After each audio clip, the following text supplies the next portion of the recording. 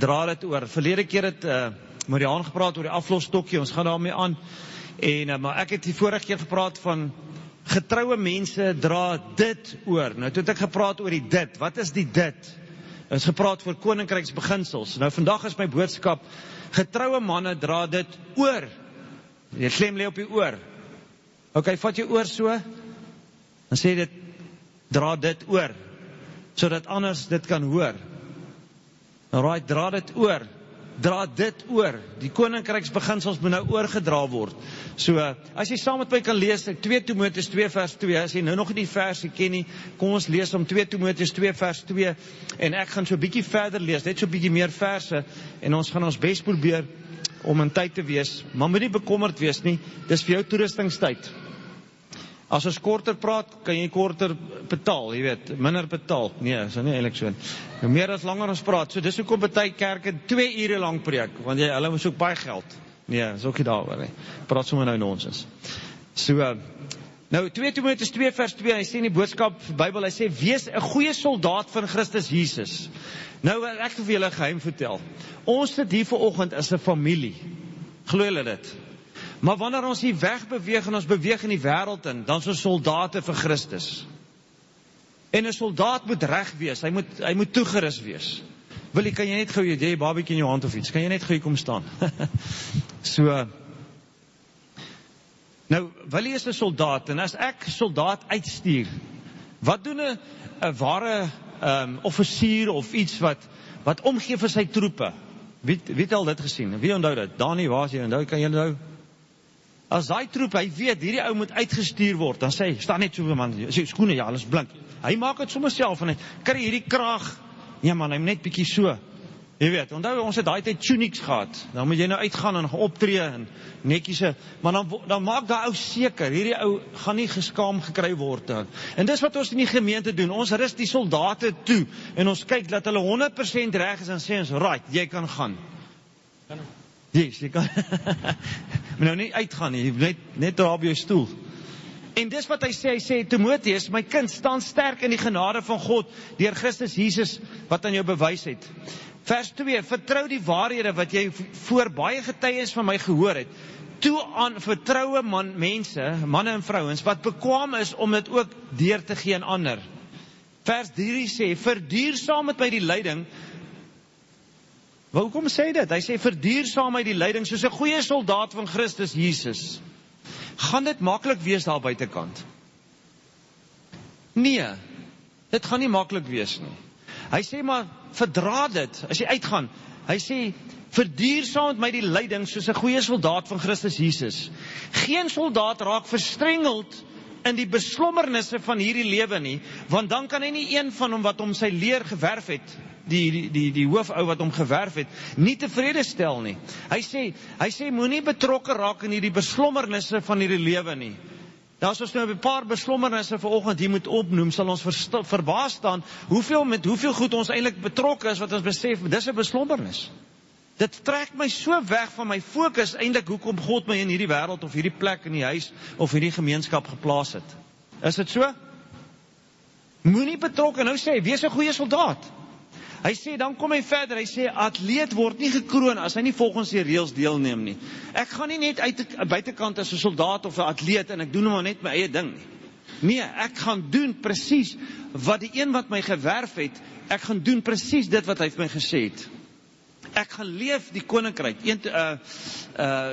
Johannes 17, hy praat daar van 'n gedeelte, hy sê, ons moet getuies wees. Hy sê, gaan getuig nou die evangelie deur julle lewe. En dis presies wat hy nou daar so sê. Ek kom nie as 'n soldaat en ek gaan doen dinge nie. Ek beweeg net op 'n plek en mense sê, hierdie is 'n soldaat. Weet, in ons tyd was daar 'n soldaat of 'n polisieman of wat, dan voel jy wil eintlik nou regop staan, jy voel dat jy nie iets in jou sakke, wat jy miskien in jou, jy voel, dis of daar ouens kom by jou en dan sê, ekskuus tog dat ek nou so praat, hoor. Dan dink jy, ek het niks gesê nie. Dan kom hy agter, daar's 'n teenwoordigheid van God in jou lewe. Het jy al agtergekom? Ewe skielik dan sê hulle, nee, moet net nie dat daai ou iets drink nie, hy drink niks. Dink jy, ek het nooit iets daarvan gesê nie. Nee, maar daai ou, net nie voor hierdie ou vloek nie, en sê, jy weet, En dan kom ek agter, ek is 'n soldaat, ek beweeg net, ek het my mondering aan, ek is 'n atleet, ek wedywer volgens die reëls. So, dis net 'n inleiding. Is julle reg om vanoggend toegerus te wees as 'n soldaat of 'n atleet? Nou, ons praat 'n bietjie afgelope tyd oor atleet en die stokkie. Ek sê jammer, het iemand 'n stokkie nog van verlede Sondag hier? Niemand nie. Nou, ek wil net so 'n bietjie praat van 'n aflosstokkie nog saam met Mariaan. Om 'n aflosstokkie oor te dra, moet jy weet dat die regte stokkie is van die regte span wat jy verteenwoordig. Dit help nie ek gee stokkies aan wat nie deel is van my span nie. Jy weet, ek vat sommer 'n ander stokkie, ek gee hom sommer aan. Nee, die probleem is, ons wil nie die wêreld se stokkie vir ander ouens aangee nie. Ons wil God se stokkie wat hy in ons hande geplaas het aangee. En ek gaan kyk toe 'n bietjie wat is die storie van die konsep van 'n aflosstokkie, waar kom dit vandaan? En ek het sommer so gekyk, hulle sê, die konsep of aflosstokkie deur te gee het sy wortels in die antieke Griekeland en Rome, waar die afloswetrene gebruik is. Nou praat hy van 'n kort geskiedenis, so 5 eeue voor Christus, 5 tot 8 eeue voor Christus gewees. Hy sê die afloswetrene bekend as die lampa de dromia. Sê julle dit onthou? Môre aanskryf ons toets oor hierdie naam, né? Was 'n gewilde sport in antieke Griekeland. Drawers, hoor nou hierdie ene, hierdie het vir my so getref, het 'n fakkel gedra en dit aan die spanmaats gegee. Dis soos die Olimpiese spele fakkel. Maar dis presies wat die aflos is. Ons dra lig oor na die wêreld. Ons gee die lig van Christus oor na die volgende persoon en hy moet dit weer aangee vir 'n volgende persoon. Ons moet net seker maak, ons het die regte stokkie in ons hand. Die Romeine het 'n soortgelyke aflosstyl aangeneem met 'n stokagtige voorwerp wat hasta genoem was. Dis 'n tweede woord, jy moet onthou, skryf môre aan toets. Nee, nie regtig nie. Hoor maar, hy sê, die handeling van die aflosstokkie of die lampie wat jy oorgegee het 'n kragtige metafoor geword vir oorgang, opvolging en kontinuïteit. Nou, dat lekker groot woorde. Dis iets wat jy oorgedra het, dit is iets wat iets vir jou beteken, dit is iets wat vir jou openbaring geword het, en jy wil hê ander mense wil dit ook hoor. Hy sê, vertrou dit toe aan getroue manne, wat weer in staat is om ander te leer. Hy sê, as ek hierdie lampie vir jou oorgegee het, of jy vat hierdie lampie, en dis hoe dit eintlik werk, hulle vat hierdie lampie, hulle kom by 'n sekere plek, en hulle steek die ander ouens se lamp aan, dan gaan hulle weer verder. Het julle dit al gesien? En hulle vat dit weer verder. En ons het partykeer nodig om by mense te gaan staan en hulle lampie net vir hulle aan te steek. En dan gaan hulle, dan steek hulle dit weer aan vir iemand anderster. Elke span verteenwoordig sekere waardes en beginsels van elke, aflosspan, of dit nou 'n skool is of 'n land. Sommige net rondom dit, oor 'n aflosstokkie. 'n Olimpiese span, as jy bietjie tydkeer, dan luister jy bietjie, jy kan sommer na hulle kleredrag kyk, of hoe hulle praat, en hoe hulle lyk. Dan kom jy, hier is die Chinese span, jy weet, hulle het min son gekry of zoiets, of hulle het baie son gekry. Nou oog is toe. Nee, nou nie oor vertel nie. Hy sê, en dit is net soos die koninkryk, mense kyk na jou, hulle kyk wat jy aantrek, hulle kyk hoe jy praat, hulle kyk hoe jy optree, hulle kyk jou optree. Ek praat nou nie van 'n wettiese storie nie, maar ek praat van hulle, as hulle jou hoor, dan sê hulle, hierdie moet 'n Christen wees. Het julle al by 'n plek gekom, en dan stap jy in 'n kafee in, of 'n winkel, of 'n klein shoppie, of iets, en dan hoor jy geestelike musiek, en sê, hier moet 'n Christen wees. Ek praat nou nie van iemand wat nou iets wil bewys, wat nie eintlik so is of nie, maar ek praat van, jy kom sommer agter, hier is Christene, en dan begin jy met die ouens te gesels, dan voel jy, dit is allemaal lekker gewees met die ouens gesels, jy kan agterkom, dis Christene. En ek en jy is deel, of veronderstel om deel te wees van die koninkryksspan, om die koninkrykse waardes en beginsels uit te dra, God se manier van dinge doen. Nou, ek weet nie of julle weet nie, jy weet al 'n graad ontvang in jou lewe. Wie het 'n graad ontvang? Ok, as jy graad ontvang, kry jy so stokkie, en altyd van my, weet nie of jy so moet staan vir die foto, wat ook al nie, maar binne daai stokkie lê jou graad of jou diploma of jou sertifikaat het jy gekry het, is dit so?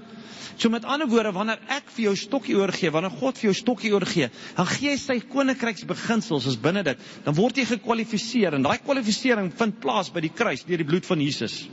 Dan word jy gekwalifiseer, maar dan moet ek groei, en besef, maar ek het nou hierdie graad, ek moet dit begin uitleef. Ek kan ingenieur wees, ek het ingenieurswese geswat, my papiertjie lê nog steeds daar. Ek het nog geen brug gebou in my lewe nie. So ek moet hom gebruik het, nee. So nou gebruik ek om brug te bou in die koninkryk. Wat gebeur wanneer die kerk die regte stokkie oordra na gemeenskap? Ek steek vir elkeen vanoggend 'n lampie aan.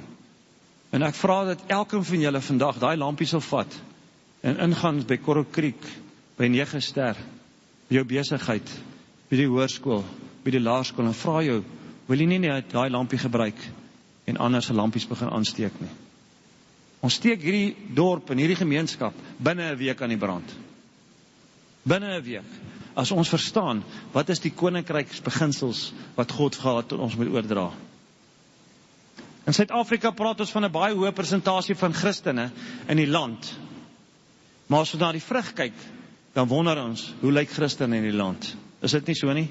God sê, gaan vestig my koninkryk. Gee die stokkie aan die huis, aan jou huis, jou gemeente, jou gemeenskap. Ons moes al dit van 1940 af en voor dit gedoen het. Toe die Britse settlers en die Franse huurgenote wat Christene was ingekom in die land, moes ons besef dat ons moet die ouens na Jesus toe lei. En ons moet 'n lewe wat koninkryk oordra. En dan sal ons die vrug sien. Ons het baie keer te sê oor wat gaan ons land in, wat gaan ons gemeenskap in. En hier lê ons baie keer, die probleem lê hier. Ons het nooit die lampies aangesteek nie.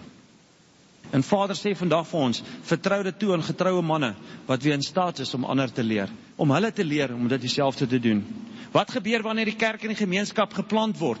Weet, ons gaan in 'n dorp toe, in 'n gemeenskap, en ons gaan plant daar. Die plan om 'n gemeente te plant is in 'n gemeenskap, is om die aflosstokkie, wat Jesus gegee het, oor te dra in gemeenskappe waar ons onsself bevind. En nou wag ons vir daai eendag moet ons 'n kerk in Suid-Amerika geplant. Vader sê, dis hoekom ek jou geplant het op die plek waar jy op die oomblik is. Wat gebeur as daar in die gemeenskap dan nou gemeentes geplant word of 'n kerk? Daar kom orde. Daar kom orde in die gemeenskap. Of die gemeenskap raak heeltemal die mekaar. Hoeveel keer het dit nie al gebeur nie? Hier kom 'n kerk en dan sê die ouens, nou is die mekaar. Weet nou nie wat nie. Hoekom? Jy weet, as ons orde bring, dan sê ons, orde kom waar 'n kerk die koninkryk bou. Wanorde kom waar 'n kerk bou. Moet ek dit weer sê? Dis net kiepietieer, ons moet dit net ons. Nee, ons gaan oor, Here, u koninkryk moet gebou word. Wanorde kom wanneer die kerk bou binne die gemeenskap in plaas van 'n koninkryk. Die verkeerde stokkie word aangegee in die gemeenskap en bring opstandigheid binne mense se harte. As ons die verkeerde stokkie oordra of die verkeerde lampie aansteek, wanneer ons vir sondaars wil vertel hoe verkeerd hulle is. Dit is nie die stokkie wat ek en jy moet oordra om vir ouens verduidelik hoe verkeerd is nie, want die ou wat verkeerd is, hy weet hy is verkeerd. Jy hoef nie vertel nie. Dit gebeur wanneer ons verkeerde waardes wil oordra in die koninkryk, nie koninkryk-waardes nie. Ons moet by 'n plek kom waar ouens dors gemaak word. Jy wie agterkom, ou wat dors is. Jy hoef nie te vra of hy wil water hê nie. Hy smag daarna. Dis hoekom Jesus sê, almal wat dors het, kom na my toe. Nou wat moet ek en jy doen? Ons is nie die water nie. Ons moet hulle net dors maak. Hoe? Sodat mense na ons lewens sal kyk en sê, ek het God in my lewe nodig. Dat mense na die huwelik sal kyk en sê, wat het julle gedoen, maar ek het ook Jesus in my lewe nodig. En dink jy, wat ek nou? Ek het na julle huwelik gekyk. En dis die manier hoe ons mense dors maak in ons gemeenskap, wanneer ons lewe en mense smag om 'n verhouding met God te wil hê. Maak dit sin? En al hoe ons hulle gaan honger en dors maak vir die koninkryk, is ons wanneer ons koninkrykswaardes uitleef na buitekant toe. Julle kon al hier by hierdie punt, soos 'n groot apostoliese kerk gesê het, halleluja, amen. En julle is doodstil vanoggend. Ek moet julle Afrika toe vat, daar is dit lekker, hoor. Daar preek jy en die ouens, hoe sê hulle, dan sê hulle, jou preach it brother, nee, dan voel jy, nee, nou gaan ons hom vat, nee. So, maar ek hoor julle luister baie goed. Dit maak mense baie te mekaar, wanneer ons een ding praat, maar ons leef 'n ander ding. Nee, moenie worry nie, ek sal betaal. Nee, einde van die maand betaal ek jou. Dan 3 maande daarna, dan sê die ouens, kom na my toe en sê, bietjie met daai ou praat, hoor. Het al 3 maande wat hy nie meer betaal nie. En dink jy, maar dis die ding wat ons praat en dit ons leef, maak mense die mekaar. 'n Koninkryksbeginsel is jy hou by jou woord, jou ja is jou ja en jou nee is jou nee. Is dit so? Dis wat die woord sê. Die waardes wat oorgedra word na die gemeenskap gaan ook wys in die vrug wat oorgedra word. Of dit na die gemeenskap of ons na ons kinders Die beginsel bly dieselfde. Gaan kyk na die vrug van jou kinders. En sê, Here, hoe lyk my vrug van u koninkryk wat ek in my kinders deurgesit het? Kom ons gee die regte beginsels deur. Kom ons gee die regte beginsels neer. Nou die vraag is, wat moet ons doen en wat moet ons nie doen nie? Het julle al baie gehoor? Wat moet ons dan nou doen? Jy weet, laat my amper soos die disciples sê, Here, maar wat moet ons nou doen? Of vir Petrus hulle sê, bekeer julle en laat julle doop, jy weet, gaan hy aan net, hy sê, kom ons kyk wat ons moet doen, of wat ons nie moet doen nie. So ons praat van in hierdie huis, doen ons dit so. In hierdie huis doen ons dit volgens koninkryksbeginsels. Is julle reg? 1 Korintiërs 10, blaai gou 'n bietjie die kant toe. 1 Korintiërs 10. Gaan 'n paar verse daar lees en ons gaan kyk waar kom ons. Hy sê 1 Korintiërs 10 vers 31. 1 Korintiërs 10 vers 31. Skryf dit neer. Jy sien die oomblik wanneer ek iets moet oordra, gaan ek fyn luister wat ek moet oordra. Maar as ek dit nie gaan oordra nie, dan worry ek ook nie of ek dit gaan vergeet nie. So ek vra vandag vir julle, vat hierdie lampie, steek hom aan. Vers 31, hy sê, laat ek dit so stel, sê Paulus. Alles wat julle doen, hoor nou, die prentjie wat die mense gaan sien, of julle nou iets eet of drink, moet julle doen sodat mense kan raak sien hoe belangrik God is. Daarom mag julle niks doen wat ander mense seermaak of skade aandoen nie. Dit maak nie saak wie dit is nie, of hy 'n Christen is of nie, of jy van hom hou of nie. Dit is presies wat ek doen. Ek dink nie aan myself nie, maar probeer om goed te wees vir ander mense. Ek doen nie goed wat my irriteer of ek doen nie goed wat hulle irriteer of afsit nie. Sodat hulle deur my optrede, hoor mooi, sodat hulle deur my optrede, my alledaagse optrede, die Here leer ken. Wow. Jy sit met mense daar om die braaivleisvuur en hulle gaan aan, lekker. En jy is net daar, jou teenwoordigheid is daar. En iemand kom sit by jou en sê, luister die man, ek hou jou vanaand heeltyd dop. As iets anders in jou lewe, ek wil dit ook hê. Dan weet jy kan Jesus aan hom voorstel.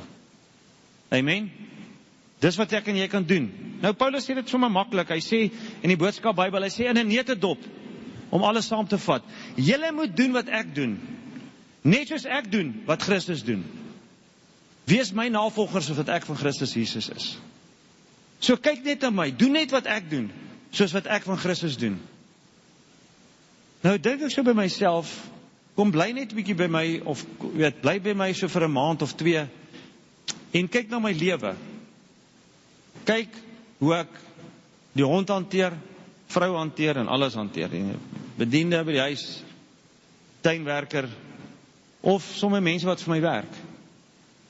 En dis waar ek en jy sit by 'n werksplek, en ons het 'n verskriklike groot verantwoordelikheid. Dis ouens wat besighede het, daar werk miskien 15 ouens vir jou, 20 ouens, 200. Dis jou gemeente.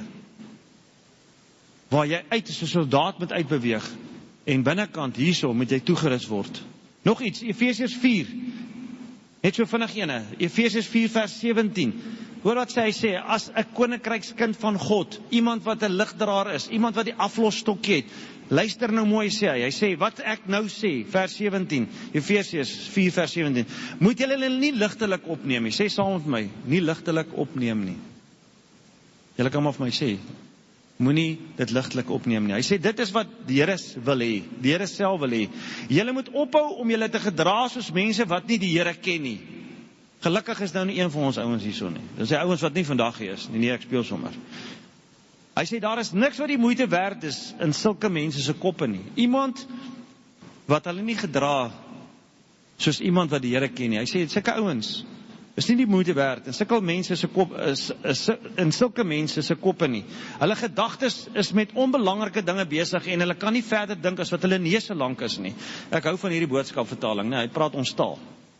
Daarom besef hulle nie eens dat God vir hulle 'n nuwe lewe wil gee nie. Hulle is hardkoppig en wil nie na rede of goeie raad luister nie. Daarom gaan dit so sleg met hulle. Hulle het geen gevoel meer wat reg of verkeerd is nie. Nou, hy skryf hierdie vir Christene, né? Hulle leef nou vieslike lewens en kan nie genoeg daarvan kry nie. Nou sê hy, vers 20, julle het Christus egter nie so leer ken nie. Dis om die woord sê in 2 Korintiërs 3 vers 18. Soos ons in die spieël van die heerlikheid aanskou, word ons van gedaante verander, van heerlikheid tot heerlikheid deur die Here wat die Gees is. So, hoe meer ek my spieël in Christus, hoe meer word ek soos hy, en hoe meer as ek soos hy word, hoe meer begin ek sy leef soos hy. Dis soos die oom en tannie, hulle is al 50 jaar getroud, dan sê hulle, ja, maar julle lyk al ongeveer soos mekaar. Het julle al gehoor? Hulle het al, as julle aan die huis kom, elkeen sy maniertjies, nee. Vers 21, toe julle van hom gehoor het, van Christus gehoor het julle sy volgelinge geword. So het julle egter julle geleer wat die waarheid is, want dit is elkeen alleen as jy Jesus ken, dat julle by die waarheid uitkom. Ons kan nie vir ouens verduidelik hoe verkeerd is. Jy hoef nie vir 'n wêreldling of 'n ou wat daar buitekant is nog nie Christus ontvang. Moenie vir hom verduidelik hoe verkeerd is nie. Stel Christus aan hom bekend deur jou lewe. Dra die koninkryksbeginsels oor. Vers 22, hy sê, los julle ou manier van lewe. Soos 'n mens vuil klere uittrek, moet julle julle ou geaardheid uittrek, want dit is vol sonde en wil net verkeerde dinge doen. Die einde van die pad loop op verwoesting uit. Ek is by die werk en sê, luister die man, hierdie is besigheid. Dis nie nou kerk nie. Ek praat ook nie kerk by die werk nie. Jy weet ons hoe praat die ouens. Hierso hanteer ek my lewe soos ek wil, soos ek my geleer het in my huis. Hier vloek en skel ons, hier praat ons sleg met ouens. Dan kom ons in die kerk, ons is iets anders, daar Vader sê, nee, dis nie die eindelike manier om die ding doen nie. Hy sê, los dit. Jesus ken, as jy Jesus ken, het julle by die waarheid uitgekom. Los die ou manier van leef. Vers 24, hierdie nuwe lewenstyl, saam met Christus, moet julle deel van julle lewe maak, soos 'n mens nuwe klere aantrek. Ons nuwe lewe moet al meer soos God laat lyk. Ons moet reg lewe, soos God dit wil hê, en ons heeltemal aan hom toewy. Nou sê hy so, laat toe, dat transformasie plaasvind in jou denke, en dat jy sal vernuwe word. Hoe kry ek dit reg? Romeine 12 vers 2, word nie in hierdie wêreld gelykvormig nie. Moenie gedisipel word deur hierdie wêreld nie, maar disipel die wêreld. Moenie wêreld in hierdie wêreld gelykvormig word, maar word verander deur die vernuwing van julle gemoed. Want dit wat in jou kop aangaan, het 'n oorsaak vir jou optrede. Dit wat jy dink. Iemand sê ons, dit wat jy dink is jy, né? Wie dit al gehoor? Wat jy dink, dit is jy. Maar as ek dink, ek is 'n kind van God, gaan ek ook so optree. Miskien lê ons grootste probleem by ons gedagtes. Is julle nog by? Is julle nog daar? Vers 25 sê, moenie vir mekaar lieg nie. Wees eerlik met mekaar, want ons speel ons almal saam in dieselfde span. Ons hardloop in dieselfde aflosspan. As iemand van jou kwaad word, moet jy niks daarvoor skaam kry nie. Dit sal doen wat God sal skaam kry nie. Moet ook nie gaan slaap terwyl jy vir iemand kwaad is nie, al is dit jou vrou of jou man. Nee, sy sal verstaan as so 3 dae kwaad is. Sy sal verstaan of hy sal verstaan as so 3 dae kwaad is. Nee, hy sê, los dit so gou as moontlik op. En hoe dit ons moet oordra aan mense wat Christus nog moet ontdek, is deur ons lewe. Daar's 2 maniere hoe ons in werking kom wanneer ons dit kan doen. Of iets op verwysing van die kruis af, of nog voor die kruis. En ek gaan net 'n minuut praat oor Eksodus 20. Wie ken Eksodus 20? Laat ons sien, almal bo 50.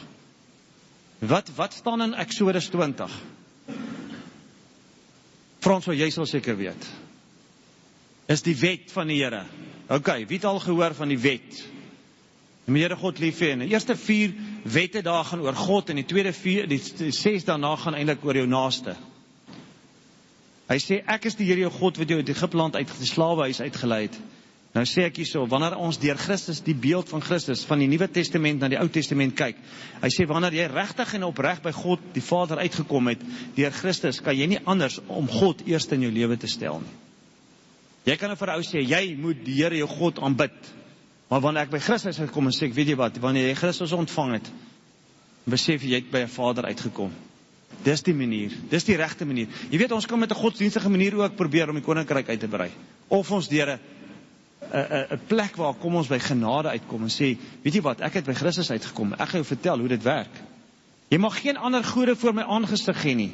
Nou sê ek, hoe ons dit eintlik moet oordra. Jy wil niks en niemand op die troon sit, want God is jou Vader en eerste in jou lewe. Soos 'n klein seentjie en dogtertjie, sy pa sy Here, haar of sy Here. Jy mag geen gesnede beeld of enige gelykenis maak van bo die hemel is, of wat onder op die aarde is, of wat in die waters of onder die aarde is nie. Nou sê ek, wanneer jy God werklik ontdek het, wie hy is dit onmoontlik om iets anders in jou lewe in God se plek te plaas, of in te skuif. Dis makliker, né? As iemand sê, jy moet geen ander gode aanbid nie. Weet jy wat, die oomblik as ons Christus Jesus en Vader in hulle oë voorstel, dan wil hulle dit graag hê. Wil hulle graag hê. Jy mag die naam van die Here, jou God, nie ydelik gebruik nie. Weet dit al gehoor? Daai ou, hy noem die Here se naam, sê, jy mag dit nie doen nie. Jy weet? Want die Here sal die een wat sy naam ydelik gebruik, nie ongestraf bly nie. Hoor wat sê ek, as ek dit oordra vir jou, sê, jy as kind van God is so dankbaar, dat jy nooit neerhalend van God sal praat nie. Waar God is, jy weet, daai ou, hy noem die Here se naam, maar die oomblik wanneer hy by Jesus uitkom, dan besef hy, joh, ek het so agting vir die naam van die Here.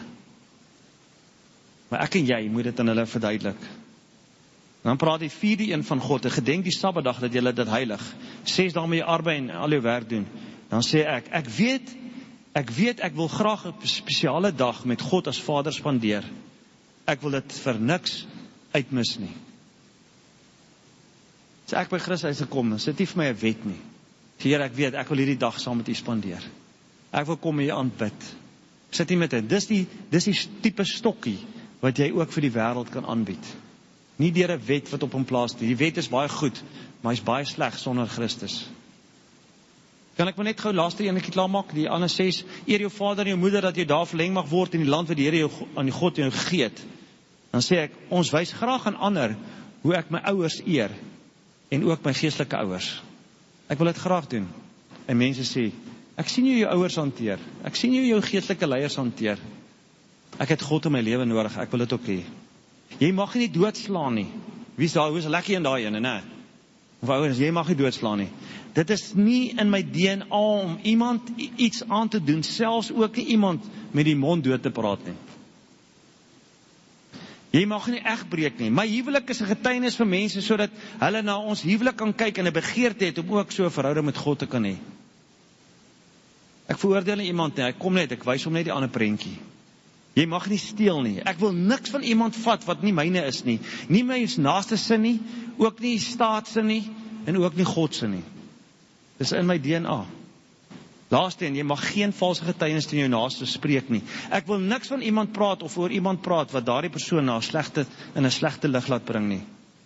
Laaste een, jy mag nie jou naaste se huis begeer nie, jou naaste se vrou begeer nie, sy diensknegt of diensmaag of sy os of esel nie. Daar is niks wat ek wil hê wat ander mense het, want ek weet God sal my gee wat ek nodig het, ook dit wat ek kan hanteer. Stap nou dag hier in 'n plek hier in Verloren in 'n groot massiewe huis. En ek het nie 'n begeerte. Besef, God het vir my gegee wat ek kan hanteer. Maar dit wat hy vir jou gegee het, moet jy dit kan hanteer wat hy vir jou gegee het. Onmiddellik kom ek agter, ek hoef niks te begeer nie. Interessantheid, toe Moses hierdie wet vir hulle voorlees, toe sê hulle, en hulle sê vir Moses, spreek u met ons, dat ons kan luister, maar laat God nie met ons spreek nie, anders sterwe ons. Toe antwoord Moses die volk, wees nie bevrees nie, want God het gekom om julle te beproef, en dat sy vrees voor julle oë mag wees, sodat julle nie sondig nie. Is dit nie wonderlik nie? Ons kan vandag, sê Hebreërs sê, hy sê, ek praat nie meer deur die profete nie, hy sê, in hierdie dae spreek Christus met onsself.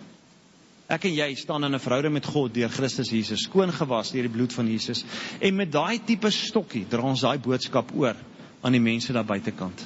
Is julle reg vir daai aflosstokkie? Het laaste Jesus kom in Matteus, hy sê, ek wil al hierdie wette net in 2 dinge opsom, met die Here God lief hê met jou hele hart, siel en verstand, en jou naaste soos self. Jy kan nie iemand lief hê as jy nie God se liefde ontdek het nie. Jy kan nie iemand vergewe as jy nie God se vergifnis ervaar het nie. Daarom, as jy dit ervaar het, loop dit oor na ander mense toe. Amen? Kom ons staan.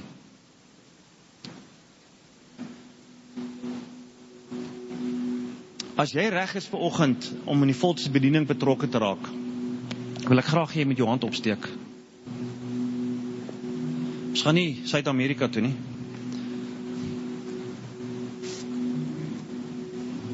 Is wat die Here vir my vanoggend sê, as ons nou vir Pieter, en Rachel nou hier, Rachel so agter Pieter gestaan het, ons gaan hulle nou release Amerika toe, Suid-Amerika toe, dan gaan ons hulle bid, ons gaan hulle seën, ons vertrou die Here dat hy vir hulle genoeg genade en krag sal gee, onder die salwing van die Heilige Gees gaan hulle bedien, en laat die Here wonderwerke deur hulle sal laat plaasvind, waar hulle hande op mense lê, hulle gaan mense help getuig, en hulle gaan getuig, en ook huwelike gaan gered word deur hulle. Is dit reg? Dis wat ons doen, né? Maar wat van ek en jy, wat op 'n plek werk in hierdie dorp? Kan ons nie maar vir jou ook bid vanoggend? In hierdie gemeenskap. Kan ons nie vir jou hande oplê? En sê, Here, dankie dat ek onder die salwing van die Heilige Gees 'n kerk kan gaan plant, daar waar U my plaas nie. As jy die jaar so terugkyk en sê jy, ek het 15 van my ouens, 15 van my 20 ouens, het ek na die Here Jesus toe gelei. Hulle het almal na my toe gekom en sê, ek soek wat jy het. Dis 'n salwing. Dis die regte stokkie wat ek en jy oorgee. En as jy vanoggend sê, ek wil graag in die volse bediening betrokke raak, wil jy nie jou hand opsteek nie. Daar waar jy is, daar waar jy gaan werk, dan gaan ek vir jou bid vanoggend. Net Johannes sê, Here, hier is ek wil graag deur my lewe U koninkryksbeginsels oordra. Ek wil soos 'n goeie soldaat, wil ek uitbeweeg. Ek wil soos 'n goeie atleet, wil ek uitbeweeg. Vader, ek wil vanoggend bid, Here, dat U sal kom en die salwing van die Heilige Gees oor elkeen sal kom. Here, dat ons nie vasgevang word deur Sondag is kerk en Maandag is werk nie. Maar Here, dat ek sal weet, vandag en môre en in die week is koninkryk. Here, ons is hier om 'n kerk te bou nie, ons is hier om die koninkryk te bou. Dankie dat ons 'n gemeente het wat ons kan toerus. En dat ons kan uitgaan om sê, Here, gebruik my. Help my om die lig aan te steek, ook in my kollegas se lewe, in my werknemers se lewe, in my werkgewers se lewe, in die naam van Jesus. Dankie, Vader. Dankie dat die krag van die Heilige Gees oor elkeen sal wees, om te kan beraad, om hande op te lê op siekes, en Here, dat ons die lig sal skyn, soos die koninkryk, dat ons mense nie sal de mekaar maak, dat ons praat en dit wat ons leef 2 dinge sal wees nie, maar dat dit 1 ding sal wees, in die naam van Jesus. Dankie, Vader. Dankie, Vader. Amen. Amen.